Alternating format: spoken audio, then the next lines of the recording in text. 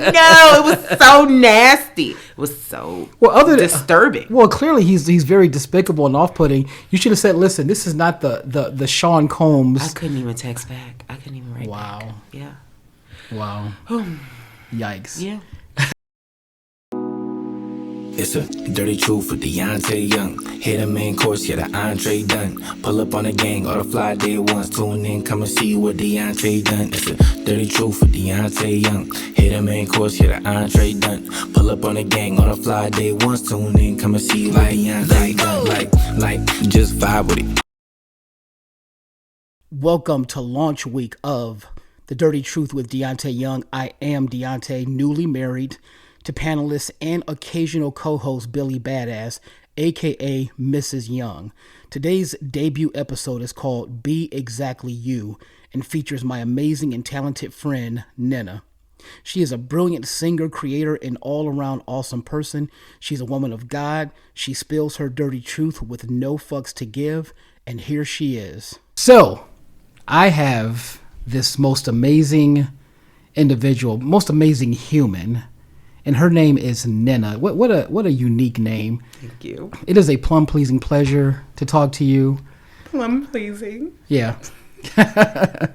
No, the thing I like most about you is that you have this transparency that's just second to none, and I really, really appreciate and admire it. Where does that come from? God.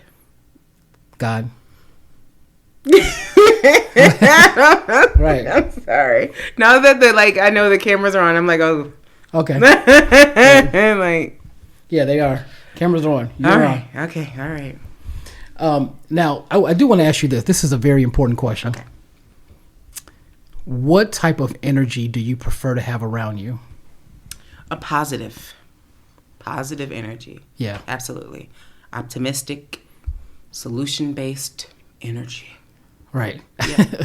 You know what's funny is that I always tell people that positive energy is excellent energy, but there's some energy that's even more amazing than that. And that would be self-aware energy. Yeah, absolutely. Self-aware energy. When you can find people that are self-aware and willing to admit things that other people can't, there's nothing like it. Absolutely, I agree. But listen, forget about all the boring talk. We got to really, really delve deep into these things. In case you guys don't know, I know Nnenne through church, and since I was a very young child, church has always been this symbol of holy sanctity and all of that type of serenity. And what I have learned is that God and your belief in your relationship with God is by far the most important thing. Mm-hmm. But at the same time, the church itself is a completely and totally different and separate entity. Yeah. We've learned that there are some devils. As a matter of fact, our pastor talks about it's not enough to believe in God because the devil believes in God. Mm-hmm. And that's very true. Yeah. So your experience in the church for so long, what has that really shown you about the church? It shows you that no one is perfect. Everybody in the church obviously needs to be there, and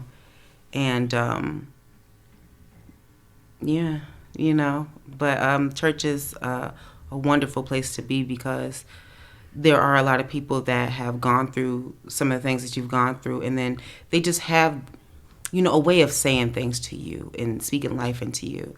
And I remember talking to you recently about this. Sometimes, or I believe it was you, but sometimes you don't go to church and the word that you are meant to hear is necessarily coming from the pastor.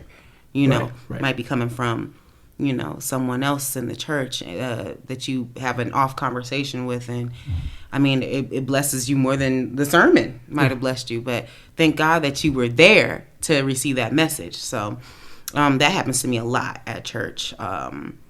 And so I just, I really get what I need out of going to church. Yeah, and you happen to be a phenomenal singer, too. Thank you. That's one of those things that I was just like, oh, wow. The only thing that sounds better than your voice is the sounds of a bag of Doritos opening. So, my God. At least that's my opinion. Anyway, no, but seriously, that's just the way it is. Now, one thing I have to say, most people, they know you sing, but very few people know that you rap. and you sent me a rap song that was from years ago. And what I want to talk about, you were talking about like how you felt down because of what people would say about you.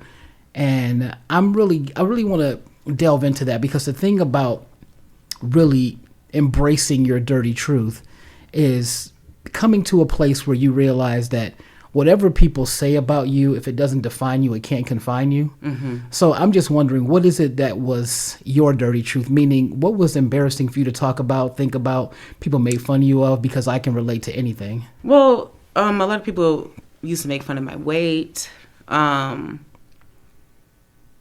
Yeah.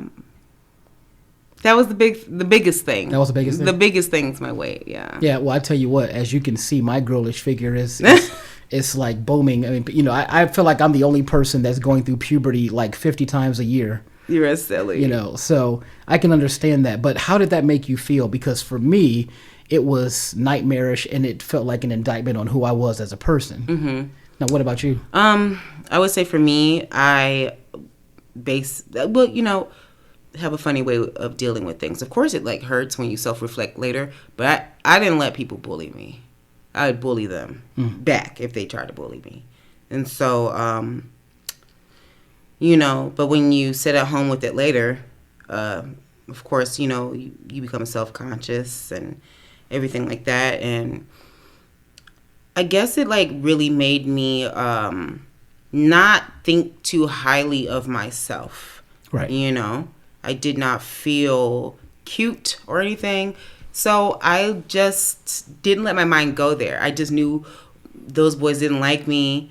Even though years later I found out that people did like me, but like I just had this blinder on, or like this wall up, like, no, I'm not cute anyway, so whatever. Like, it's like a who cares type of whatever. And I just, got into my own thing.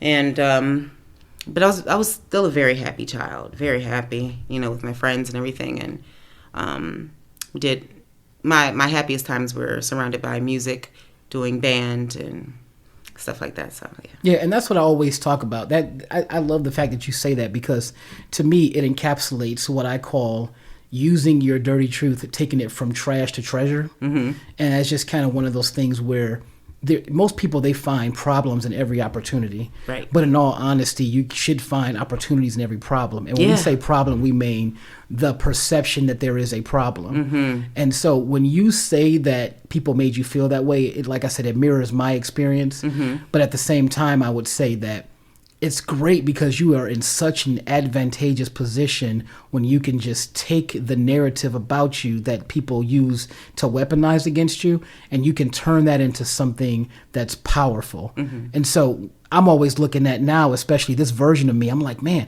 how can we turn around that situation and make it be like this benefit, make it be an asset? Actually, your pain, your dirty truth, that's an asset, and it's one of your biggest assets. Mm-hmm. So what I would say to you is, it sounds like you already found it without realizing it, because you're flourishing in all these other ways. And again, if it doesn't define you, it can't confine you. Mm-hmm. So obviously, no one's weight is going to define them, whether they are a perfect model or whatever. Unfortunately, some models, they feel like that's what defines them, and they live and breathe and die by that.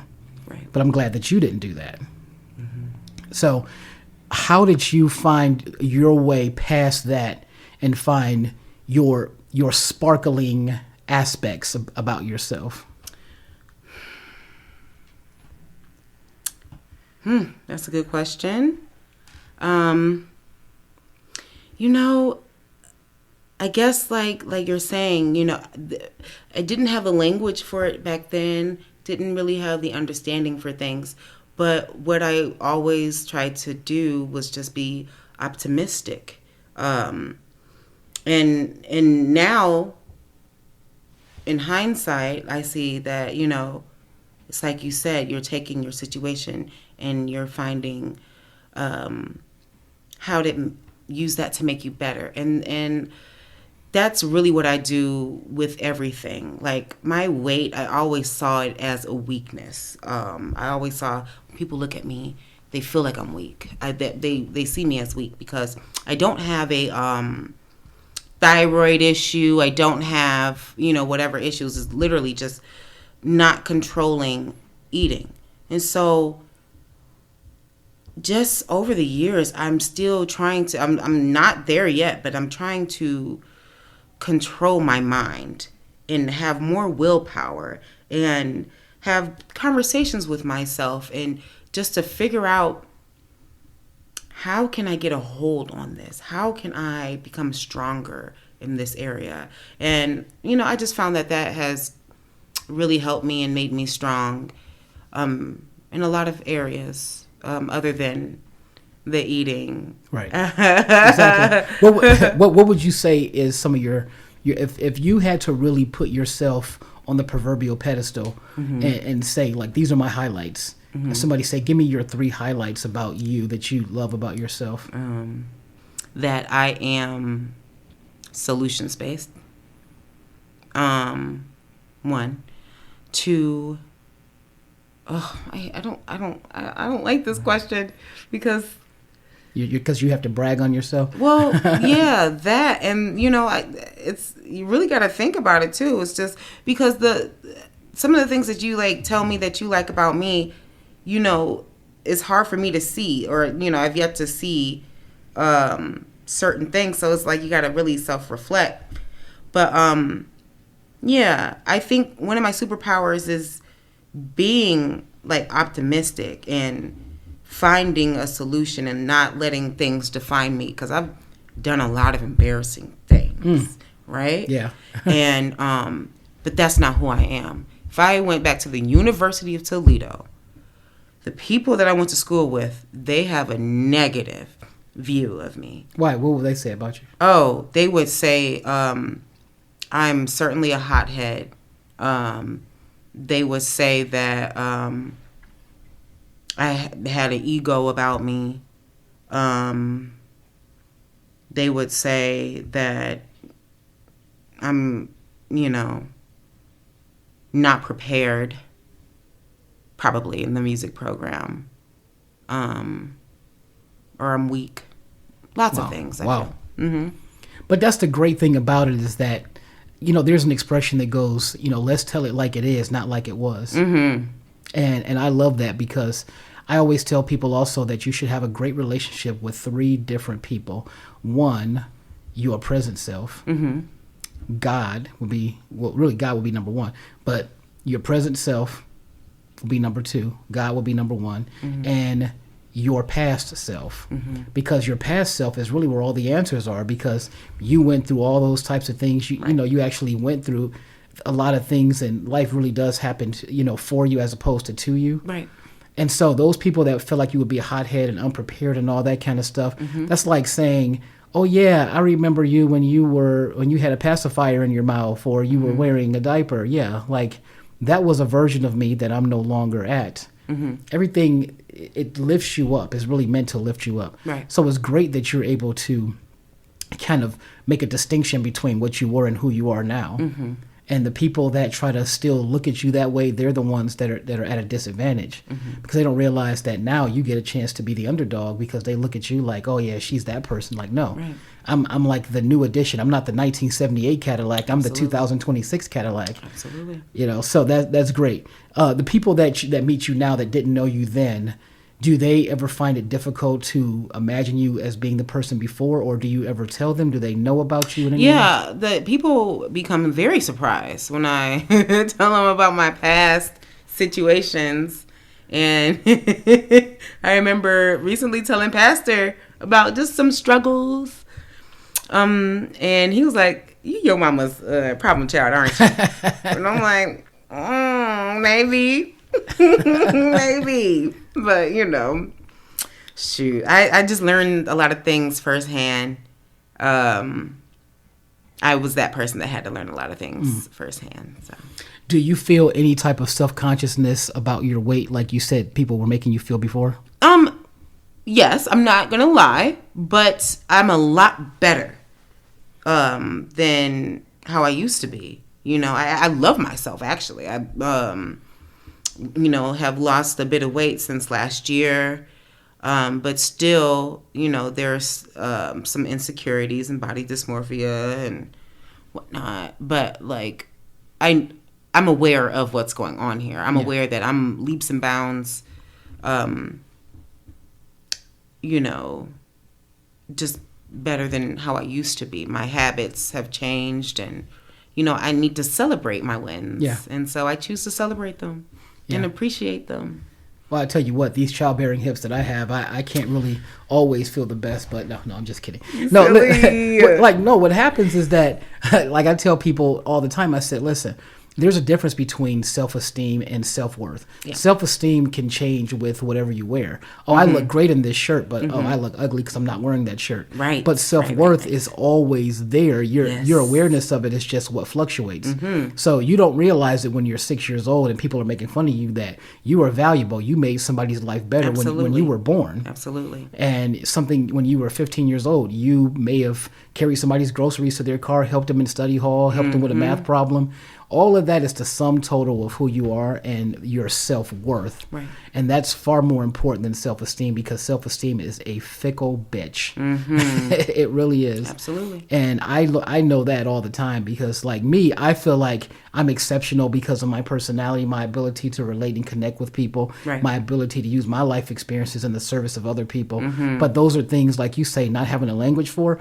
I did not have a language for that before. And people would say, but you got the gift of gab. Well, I didn't realize that. Right. And to me, it's not about the gift of gab. It's about you have to feel great about yourself, because you have to have a great relationship with yourself. Right. And I think that's what's happening with you. Do you know why and how you turned that corner to going from feeling one way to now, I love myself? And what was there a turning point? Yeah, well, I remember in college, because college is like one of my lowest times, that I was frowning all the time. I was sad all the time. And I chose one day to just smile, to fake it. Yeah. And I said, I'm just going to put a smile on my face and just be smiling. And I literally did that. And I still do that. And actually, that is so powerful that it literally starts to change your mood throughout the day, just smiling. And then, like, you don't even know why you feel good. You're smiling. and you feel good. Right. And so that has really helped me. Because, like I said, I've always been the type of person to just be optimistic and solutions-based. Right. And I don't want to feel sad and let that just ruin everything and just stew in that and basically wreck shit. Yeah. I want to be positive, and I want to figure out how to fix this as much as possible anyway. So, when you say solutions-based, what specifically do you mean? I mean, in any type of issue or problem that you may have, there's always going to be a solution. The solution may not be what you thought it would be, but there's always something to make that situation better. And so that's what I mean. How can we fix this, or how can we make it better? Or, just what can we do to turn things in the direction that we need to turn it in, so that's what I mean by solutions-based. Wow. That's incredible. So obviously you are a very unique kind of person, because first of all, your name is really, really interesting. Now I'm looking at this information here. It says, so walk me through this. It says that you are a true African American because your mom and her side of the family came here via the Atlantic slave trade. So are you saying that you are officially a slave? No, a descendant of slaves. Yes. Wow. Yeah. So did you ever remember that as a kid, that you were like, did you feel like you were like a slave? No, slaves have nothing to do with it, really. It's just, well, not nothing, but like, I didn't mean to put any focus on slaves. But Black people built America. We are Americans. Really? Now, does Donald Trump know that? I think he does. Okay. But people don't like to admit it. That's why they erase our history. Yeah. The history is being erased. You know what? I actually don't mind. Can you erase that third grade when gym class sucked for me? Can you guys erase that? Because like those push-ups were more like practicing for a Sean Combs freak off. Okay, yeah, and erase my High school GPA. Yes. Okay. Yeah. As a matter of fact, I was such a pushover in high school that GPA stood for got punked again. Aww. At any rate. Beat them up. I'm kidding. I was witty when they weren't looking. So it also says that you were a varsity heavyweight on your high school's wrestling team. Yes, I was. So what does that mean? That, the difference between varsity and JV. Mm-hmm. Varsity, JV. Varsity is the better team. And so there were 2 heavyweights, me and another guy. And we had to wrestle for our spot. So I would always beat him out for varsity. The other varsity heavyweights, my friend, and they used to be, but then he went down to a lower weight class. Had he had been in the higher weight class, I wouldn't have been varsity, but whatever. Anyway, so I beat the other guy out for varsity every single time. But when I would go to a meet against a different school, I never won. But the other guy did at his JV meets. So I'm like, yeah, I would have been just killing all these people. Wow. Yeah. Apparently in 2013 you had malaria. Yes. Like, how did that even happen? Bad. That was a terrible time. Like, first of all, what is malaria anyways? Malaria are, I guess it's a parasite that you get from mosquitoes. Yeah. And the kind that I had ended up in my brain. I didn't know that. And had I known that when I was younger, back in 2013, I would have died. So I feel like that I have malaria because you said it's a parasite. In both of my eyes, they have sight. So I have a parasite. Okay, anyways. So it says that you were a part of the O.J. Simpson murder trial. And I guess your first boyfriend was... something happened with that? No! Stop it. What? O.J. Simpson. Well, it says here that you were in a murder trial, right? Yes, I was in a murder trial. Oh, not the Simpson murder trial. Not the Simpson murder trial. I guess what year did that happen? Like, was I alive? Well, he killed her in 94, and, Okay. and the trial took place in 95. I was born in 92. Yeah, so... Yeah, I guess you could have, threw a bottle hard enough, like a... No. Yeah, I was in a murder trial. Okay, so yeah, it comes back to the whole self-esteem thing. My first boyfriend, I met him online. Yeah. On Facebook, and he reached out to me, slid into the DMs, and then we just started talking, and I didn't know everything that he told me was a lie. So be careful, girls on the internet. Yeah, everything he told me was a lie. He was supposed to come see me and killed his father before coming to see me. Had an altercation with him. He was loading up his father's car, taking his father's belongings, and he was on his way to Ohio. But before he could leave, his father, caught him, and he ended up shooting his father on the father's birthday. Wow. And so then he fled, and then his brother found his father at the house because the parents were divorced, and he stayed with his father. So son came over, found the father dead. So what role did you play in the murder trial? I was just a witness. I was witness for the prosecutors or whatever. Yeah. That's a good thing that you didn't actually consummate the relationship. Jesus. That would have been a nightmare. Yeah. I mean, every guy that I've been with, they were like a nutcase. Literally a nutcase. I'm like, wait, what is that back door for? Oh, that's a case for the nut? Oh, you're a nutcase. Okay. No, but... Stop. I cannot. I know. Anyway, you know what? This actually brings me to a very interesting thing. First and foremost, you talked about how you met this guy on the internet. Yeah.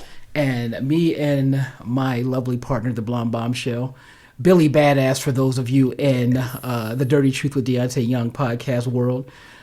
So Billy Badass told me about when we were first meeting, because we met on the internet. Okay. Facebook? 5 years ago. No, it was a dating app. Oh, okay. And so she was telling me just within the past couple of days about the people that were trying to get with her before, she talked to me. So I want to ask you if you have a similar experience. It's probably the truth that you do because it sounds like it. Anyways, she said that guys were sending her not only ding-a-ling pictures, but they were also having on their dating profile, oh yeah, I'm looking for a good woman to settle down and this and that. And then along with sending a dick pic. Yeah. Well, at the same time, showing their schlong. And I don't know what you're buying. Yeah. And so she would say, what are you even doing for, with your life? And, some of them, I'm living with my mom, or I'm living in a garage. A guy was living in a garage and all that. So my question to you is, do you have some of those same experiences? Oh, yeah. We got to know. Tell us the dirty truth about your experiences. I've had dating. I've dated people online. But yeah, I am a no nonsense type of person. So I end things rather quickly. I get out of Dodge. First sign of a red flag. So when they're trying to court you, what is some of the most hilarious things? Because for me, I play it real smooth because when I was a teenager, I felt like, I was saying all the crazy stuff. So I'm like, I got to be smoother now, and I've been smoother since I was 20. Yeah, you know what? I can't remember what they would say. There's a lot of corny stuff. Yeah. Some people would lead with something sexual, and I'm like, yeah, no. The craziest thing, this guy said, add me on Snap. So I added him on Snapchat. He sent me a video of him jacking off. Wow. And catching it. What? He had his tongue out. He was what? doing the thing. And I said, oh, I was horrified. And so nope. What? Never talked to him again. It was the craziest thing. Well, I said, you're gay. You're gay. You're gay. Well, he might be gay, but he was literally a good catch. Yeah! He might have been a gay wad, but he was literally a good catch. How can you be a nightmare and a good catch at the same time? Why are you like this? No, it was so nasty. It was so disturbing. Well, clearly he's very despicable and off-putting. You should have said, listen, this is not the Sean Combs. I couldn't even text back. I couldn't even write back. Yeah. Wow. Yikes. Yeah. So, relationship-wise, have you found that to be a crapshoot or online dating? Paradise? Yeah, I mean, just dating. Period. Yeah, dating is fun. It can be really nice. Yeah, I found that I have a better time with Africans though. Yeah. Than African Americans. Really? What's the difference between an African and an African American? I would say values and everything. And then I would say that I found that a lot of African American men have gone through a specific kind of trauma. I don't know. This is a deep conversation. This is something I was having with my girlfriend. It's hard to explain. Yeah. But I also have found that a lot of African American men have either gone through a specific kind of trauma, or they're mama's boys and expect their girlfriends to be like their mother, or a lot of different things that African American men share. But I love the experience I've had with Africans, different, because it has been whether they're Nigerian, Ghanaian, or from Burkina Faso, they treat women differently. It's like they celebrate women and aren't afraid to. In Africa? Yeah, especially women of my size. I've had better experience. So if I put on a toupee, I'm probably gonna get a toupee. I'm gonna get lavished with a Porsche. Is that if I go over to Africa, they're gonna be like, "Oh, look at this chocolate slice of heavenly." I don't know. You have to try. You're my honey baked ham. I could just say my name is Nnenne or something like that.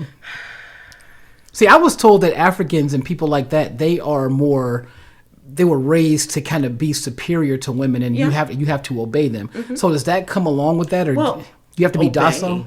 Well, okay, yeah. I mean, yes, a lot of African men do want a woman that will respect them, and the gender roles are real with them. But when you listen to, I mean, it's just a difference. Like, take the music, for example. A lot of their music is not degrading women, but celebrating them. Really? You are my African queen, the girl of my dreams. You know that song? Everybody know that song. I know it now because you just sang it. Oh my gosh. Everybody knows that song. Americans know the song. But like if you really listen, a lot of the music in America doesn't really celebrate women. Like, you know, a lot of music that we grew up on. Are you kidding me? Jay-Z, Well, all of Jay-Z's songs celebrate women. Except for... Remember he was talking about big pimping and let him play with the dick in the truck? That's celebrating. He's letting them play. You know what? I would say that when we got to a specific year, things switched. Because Luther Vandross... Sing one of his songs. Can you sing If Only for One Night? Oh, Sing that part. Please, why you putting me on the spot? It would be so nice. I can't. I can't.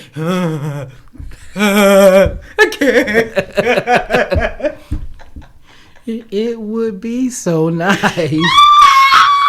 If only for...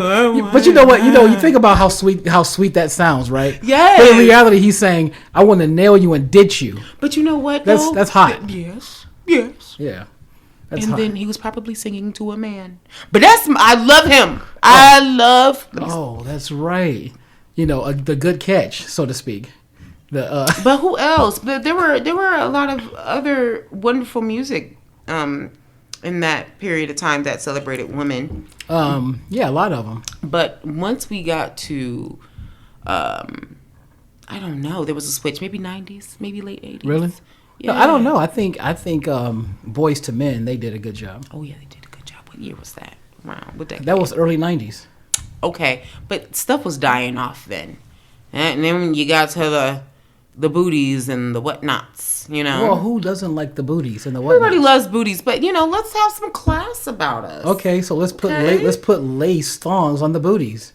That's class. That's classy. If you go to a wedding, isn't it like lace tablecloths? You can't get more classy than that. No, you know what I'm talking about. Yeah, booties. We have gotten away from protecting women and celebrating them properly. Now we just exploit. Even women, we exploit ourselves. So. Speaking of which, I want to ask you something about Kanye West. Did you see the situation when Kanye West had his wife on the red carpet? And I think it was the Grammys. And then she had on a fur coat, and then she turned her back to the cameras, took it off, and all she had on was a naked dress with nothing under it. People were saying that Kanye was controlling her, and then there was a back and forth debate about, well, what makes you think that she didn't have this idea herself? Don't you want women's liberation and things like that? So my thought is, what do you think about that? Well, I think about that is Kanye is an artist, and I mean he's probably just dressing that up as art, and other people might be like that's vulgar or whatever. I respect Kanye and I respect old girl because I looked into her. She's rich. She comes from a wealthy family. Yeah. I don't think she needs him financially.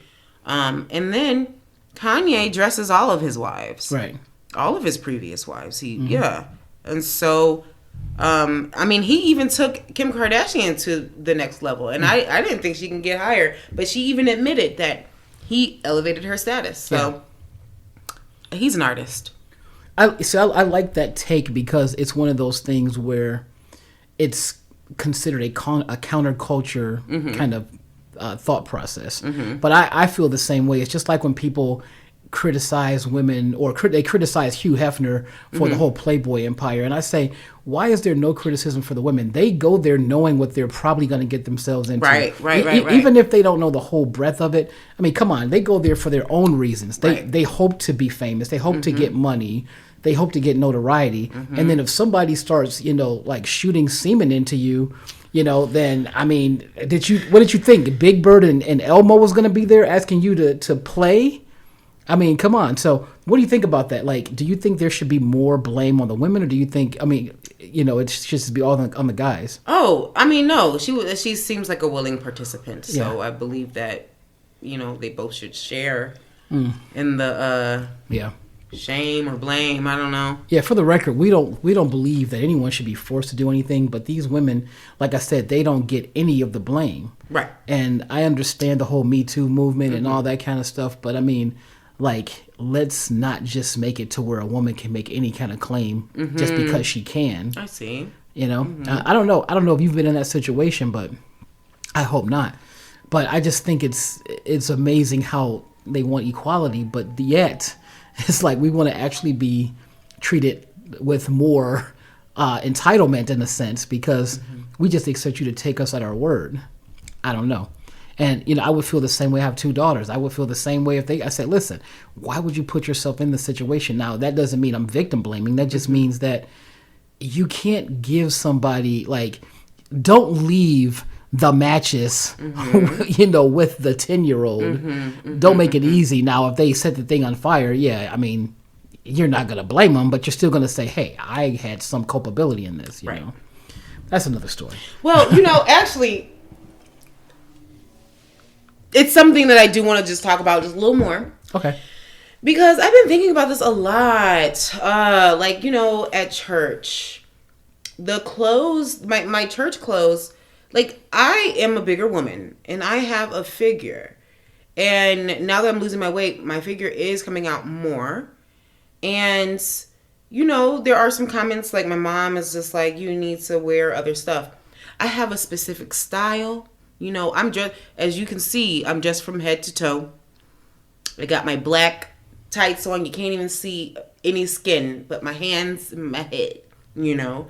But there are certain clothes that I don't vibe with. I don't like. I don't feel beautiful in that, and I don't feel comfortable or whatever. But I'm not necessarily like trying to invite people in to have thoughts or to come up to me and speak to me anyhow, but I feel beautiful. Right. And I can't help that I have certain assets that I can't hide because you're going to see these things.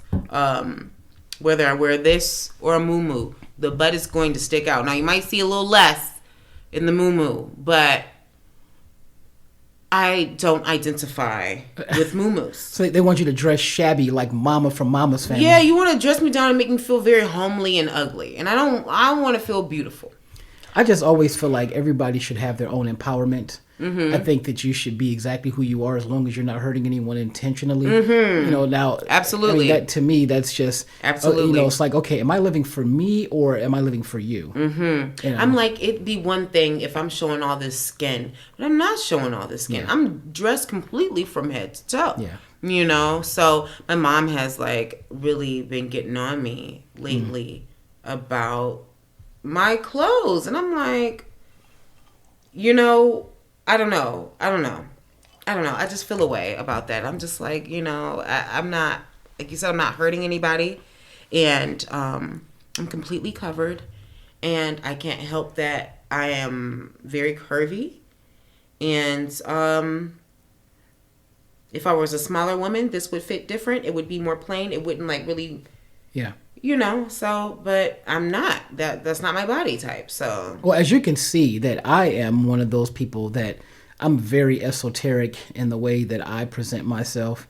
That came from Michael Jackson because I was still a huge Michael Jackson fan. I said, you know, this guy, you know, beyond his, like I was 5 years old when Thriller came, and when it became this big deal, I was just like, listen, Michael Jackson is very unique, and that inspires me.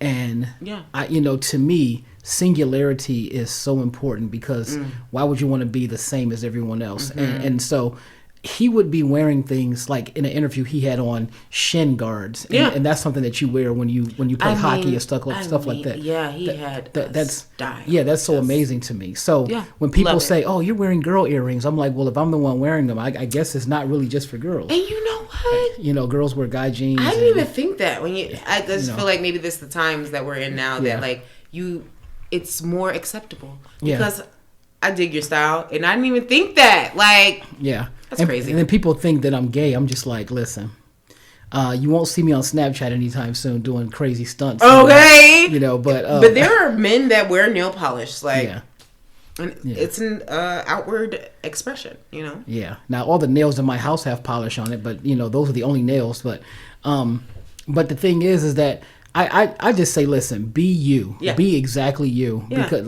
never change. Because, authentically you. Yeah, there's more things to worry about in the world than, how somebody's presenting. Now, you're not walking in there wearing booty shorts. That's what I'm saying. This whole idea that we can tell somebody what to be and how. Listen, you can have your own opinion. Yeah. But don't try to put it off on me. Okay. That's your, but that ain't none of my business. I didn't know when I was younger at church that they had a problem with me wearing jeans. I remember, this was before Pastor Dawson, but our first pastor, Pastor Price, I woke up out of my sleep in the middle of the sermon because he was like, and Sister Nnenne. I was like, he was like, who cares if she's wearing jeans or not? And he was like, I didn't know that wearing jeans would get you into heaven. Mm-hmm.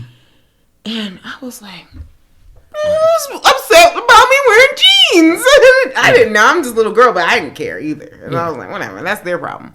But yeah, people... it just reminds me of that clown that's in church that we talk about. I don't want to say any names, but that clown in church, he's one of those people that feels like that he is doing things that are godly and all this other stuff. He can tell somebody how to be, who to be. He's been a churchly man for about 30 seconds and compared to other people. And what's funny is that he doesn't even have his own backyard cleaned up. Having said that, anytime you got people... Glass houses. Yeah, anytime you got people trying to tell you how to be and who to be and then acting like they're perfection, the more you tell me what I should be, the more I'm going to call into question who you are. Yeah. Because absolutely. when he says to me, oh, yeah, you can't trust people. I can't trust people that try to act like they're pristine Christines. Yes. You're not a pristine Christine. Mm-hmm. Don't talk to me like that because it's all about the content of a person's character, not how they, all that kind of stuff. And the people that matter, like they always say, be yourself because those that mind don't matter and those that matter don't mind. Right. And the more you are yourself, the more I trust you. Yeah. Like Trump, I trust Trump to be exactly who he is. Yeah, exactly. Mm-hmm. And I tell people even with Kamala, listen, I voted for Kamala, but I tell you what, in hindsight, when I did the book on Trump, I said, you know what? I realized I know a whole lot about him. I know very little about Kamala. Don't know nothing about the heifer. They ask her. They say, "Hey, I voted for her." Yeah, they're like, "Hey, Kamala, what are you gonna do about the economy?" And then she's like, "Well, she's said her same statements everywhere she went." She's like, "Well, first of all, I got to tell you, I did prosecution for years and law school and things like that, and I'm gonna be the first person, And then Trump, at least Trump will say."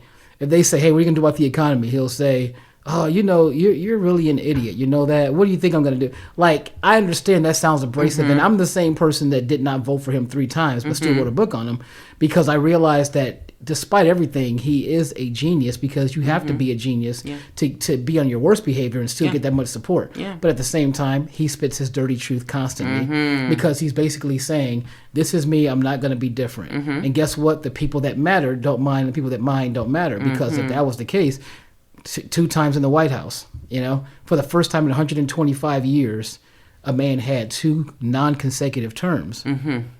So it's not just about the MAGA movement. It's about, well, first of all, he's been doing this for 50 years because he's a television personality. Mm-hmm. But all of that applies to us in our regular life when people try to tell us, don't ever tell me who to be. Okay. Like the lady at church, take off your hat. Take off your hat. Take off your hat. I'm like, are you kidding me? Take off your toupee. Take off your toupee. That's a hat. That ain't nothing but a hat. You know what I'm saying? Oh, Lord. My drop. I love her, though. I love her. Yeah. Exactly. Church is something totally different. It is. Yeah. It's wild. It's wild. I was telling Deacon the other day. I said, listen, I actually went to church and then I went to a strip club and I felt dirtier coming out of church. And he's like, oh man. And that's true, because in the strip club, they're advertising, you're going to see nipples and snatches in here. In church, they say, you're going to see all godly and holy people. But I go in there and I see people with a gun on their waist, and people talking about, oh, you ain't this and that, and who you sucker, and not like people that it get down and dirty in church. I can tell you about 4 people that's got a belly full of semen every Sunday morning. Exactly. I was born in by the river in a little tent. Man! But that's about it. Deante Young, everybody. Oh, yes. This is what you get. Yeah. I love it. But seriously, though, I do want to ask you this very important question. How did you get into singing? What was that led you to that? Man, I remember the first time I sang around people I didn't know I could sing. What? I think it was the 2nd or 3rd grade. St. Ignatius Elementary. And we sang This Little Light of Mine in class. And I was singing it because that's my song. And everybody was looking at me and I was like, let it shine, let it shine. And I was just letting my light shine, honey. And from then I loved it because everybody loved it. And I was like, oh, I'm going to sing. So, yeah. That's awesome. we love that. This little light of mine. Yep. Mm-hmm. We love that. Mm-hmm. Okay, so final question. Okay. All right. If you can have your ideal life 5 years from now, what would it look like? Ooh. Okay. I have 2 ideal lives, okay? Because I'm a Gemini and I don't know what I want. I'd be a housewife in a big house so I can do my gardens and stuff and, tend to the house and the family and all that stuff and have my other little projects. And my man is wealthy and can support all my habits. I like to spend money on things that I might not necessarily need. And then the other life would be, I would be a doctor of nursing anesthesia. Wow. And still have my rich husband to support my habits.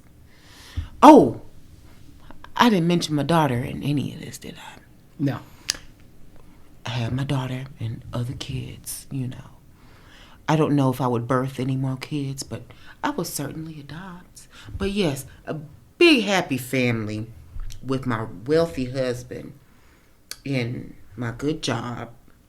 Work maybe once or twice a week. Travel a lot in both those dreams.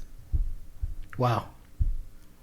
That sounds magnificent. Yes, and I would still like to direct at church. I love, music is a part of me. I love being the director of music. Absolutely love it. And I love listening to your graceful voice. As a matter of fact, you're going to be singing at our wedding. Yes, I cannot wait. Yeah, Billy Badass and you're going to be singing. Thank you, Billy. Thank you so much. I can't wait to meet you. Feel like we've met. But I cannot wait to officially and formally meet you. Give you a hug. And I think you're beautiful. I love your eyes. I think they're so soft. And I love you. Okay? And then when I watched you the other day, was it yesterday? She was that the trailer? The trailer. She was in your trailer, right? I said, oh, okay. You got a little fire in you. Because I thought you were like soft, like a soft dove. But I said, okay, this girl. Oh, there's some places that is soft like a soft dove. She got some what in her? Energy. I said, okay. Because every time I see you with your soft eyes in the picture, just looking all soft and beautiful. But I love you. I'm like, oh, we're going to have some good conversations. So look forward to meeting you. Yes. And I look forward to singing for your wedding. That's so awesome. Yeah. You know what? I got to tell you, you are a plum pleasing pleasure. Like I said from the beginning, I appreciate you so much. I appreciate you as well. I'm very excited. This was fun. Yeah, very excited about this. So that was an absolutely amazing discussion. I want to thank Nnenne for her awesomeness, her complete and total awesomeness. And I want to remind you all to embrace your dirty truth.